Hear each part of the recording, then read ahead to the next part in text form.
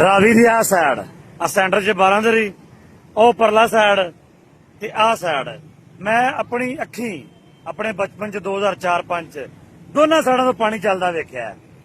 ਲੇਕਿਨ ਇਹਨਾਂ ਲੋਕਾਂ ਨੇ ਦੇਖੋ ਦਰਿਆਵਾਂ ਦੇ ਰਾਹਾਂ ਦੇ ਵਿੱਚ ਆ ਕੇ ਆਪਣੇ ਘਰ ਬਣਾ ਲਏ ਨੇ। ਫਰਖਾਬਾਦ ਆ ਸਾਰਾ ਏਰੀਆ ਲੋਕਾਂ ਨੇ ਆ ਕੇ ਦਰਿਆ ਦੇ ਵਿੱਚ ਉਹੋ ਜਿਹੇ ਵੇਚਣ ਵਾਲੇ, ਉਹੋ ਜਿਹੇ ਖਰੀਦਣ ਵਾਲੇ।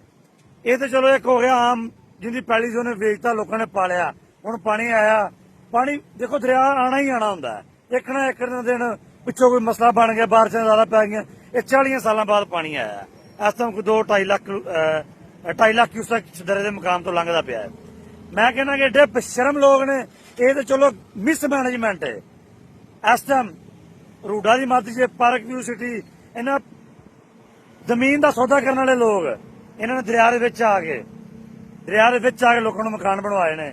ਹੁਣ ਇੱਥੇ ਰਾਵੀ ਦਾ ਕੀ ਕਸੂਰ ਹੈ ਮੈਨੂੰ ਦੱਸੋ? ਇਹ ਜੇ ਕਰਮਾਂ ਵਾਲੀ ਜੇ ਮਸਕੀਨ ਜੇ 40 ਸਾਲਾਂ ਬਾਅਦ ਇਹਦੇ 'ਚ ਪਾਣੀ ਆ ਗਿਆ ਏ ਤੇ ਇਹਦਾ ਇਹ ਵੇ ਕਿ ਰੋਣ ਪਿੱਟਣ ਲੱਗ ਪਏ। ਆ ਦੇਖੋ ਉਸ ਕਿਨਾਰੇ ਤੋਂ ਲੈ ਕੇ ਉਸ ਕਿਨਾਰੇ ਤੱਕ ਪੂਰੀ ਆਪਣੀ ਆਬੋ ਤਾਬ 'ਚ ਚੱਲਦੀ ਪਈ ਏ। ਕਿਸੇ ਦੇ ਘਰ ਨਹੀਂ ਵੜੀ। ਜਦੋਂ ਤੁਸੀਂ ਉਹਦੇ ਰਾਹ ਦੇ ਵਿੱਚ ਆ ਕੇ ਬਹਿ ਜਾਓਗੇ ਤੇ ਫਿਰ ਤੇ ਉਹਨੇ ਤੁਹਾਨੂੰ ਰੋੜਨਾ ਹੀ ਹੈ। ਜਦੋਂ ਉਹਦੇ ਰਾਹ ਦੇ ਵਿੱਚ ਆ ਕੇ ਬਹਿ ਗਏ ਹੋ, ਉਹਨੇ ਵਿਚਾਰੀ ਨੇ ਲੰਘਣਾ ਹੀ ਲੰਘਣਾ ਉਥੋਂ। ਆਪਣੇ ਖਿਆਲ ਕਰੋ, ਆਉਣ ਵਾਲੇ ਵਕਤ 'ਚ ਵੀ ਜਿਹੜੀਆਂ ਸੁਸਾਇਟੀਆਂ ਨੇ, ਖਾਸ ਕਰਕੇ